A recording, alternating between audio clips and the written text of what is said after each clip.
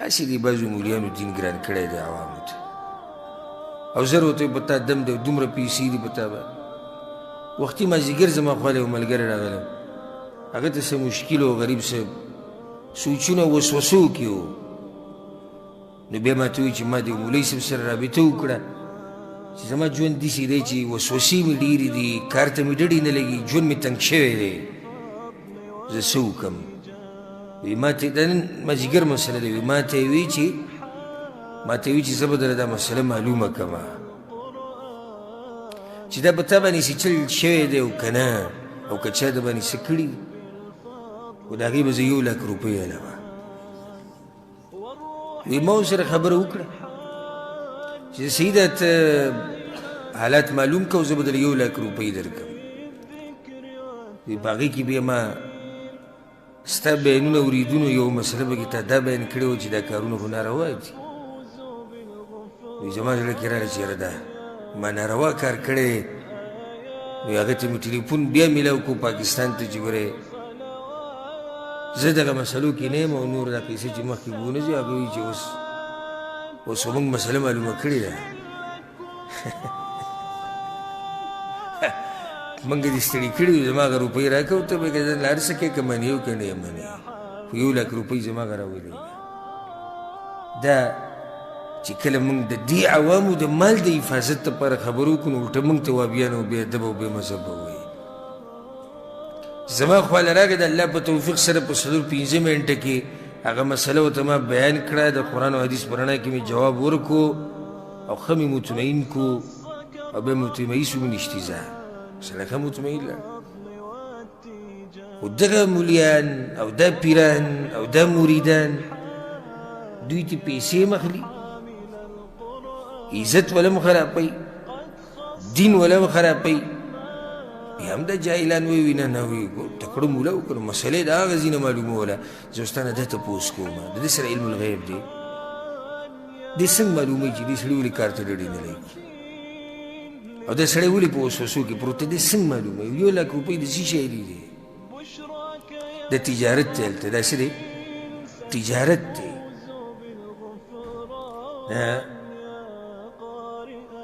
بل ورځ پرون بل ورځ دا ملګري ما ته اکثر زما د بیانونه چې اکثر څوک اوري نو ته پته دی چې دی په دې کوډو منترو او په دې پیرانو میرانو باندې او په دوی باندې ردونه کوي نو د ځان نه ماته نوي ویډیوګانې رالیږي چې لکه دې ته پته وي چې داسې مشتي داسې مشتي داسې مشتي نو یو ملګري راته یو ویډیو راولېږله ما ته وایي شیخ صاحب دا وګوره دا به کوي نوې قصه ده ما کولاو کړه ومې کتل نو د بابا صاحب نوم دی منظرې بابا پیژنې ته اکه ستا ځوان اقګي دی منظرې بابا دی دا نو هغه وروره دلته یو کس تللی دی او منظرې بابا هغه انټرویو یې چې دا څه قصه ده نو یو کس پکې ناست و چې وایي زما 80 کاله عمر دی 80 کاله وایي زما عمر دی او زه بس د ځوانۍ نه د منظرې بابا خوا کې پروت او چې دلته وي چې څوک دلته څه وغواړي الله وله ورکوي چې دلته څوک څه مراد راوړي وي چې هغه پوره کړي نو هغه ورته ویې اکس ډېر تکړه سړی و چې دا قسمه تپوسونه دې کوله والله دې داسې خلک زموږ په ملک کې ښه ډېر کړي نو هغه ورته دا ویې نو تا به ورته هم دلته به دې یو سوال کړی وی چې حج له تللی وی ځکه چې 80 کاله دې وشي دې عمره کړې نه دې حج هغه وایي بس زموږ په تقدیر کې نشته بس په نصیب کې دی نه نو خو بیا دې په دې کې په ځان رد وکړو چې په نصیب کې نشي نه کېږي چې الله یې نه درکوي نه کېږي نو بیا د منظري بابا ته سره پروت بیا پکې یو بل راټینګه که هغه هم لیدلی خندانه سړي د کلمې ورته رادغه شي هغه هلته ناست و جي موږ مالګه دمو زموږ خاص مالګه ده او که چا ته څه تکلیف وي هغه ورکوو نو بس دې سره ورکړه شي دې مالګې سره نو وایي سوره اخلاص درځي که نه او یو هغه چې کوم ګډوډ شو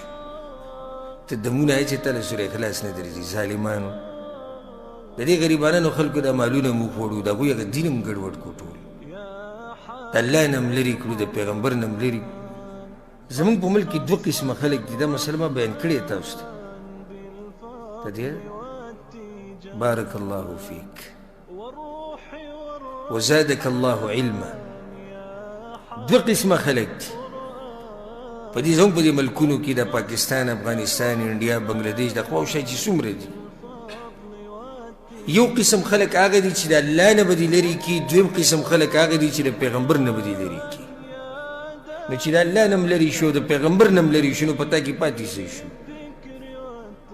یو دا دي ګوره، دا د قبر پرست او د صوفي او دا دوی د الله نه لرې کړي. که ته الله ته لاس اوچتوي چې یا الله ما له دا رقم، نو ته ګناهګار یې، ستا خبره الله ته نه رسي، نو ته وسیله جوړه کړه. تاریخ ستا خبره وي نه رسي والعیاذ بالله، نو ته وسیله جوړه کړه. مړه ته ګناهګار سړی وي،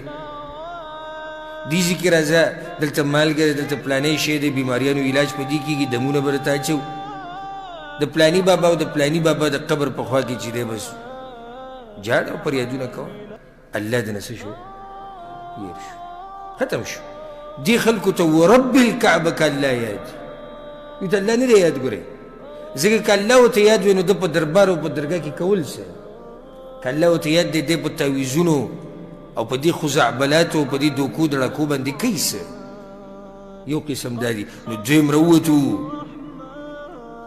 منګه چې په حدیثونو باندې نه پوهېږو،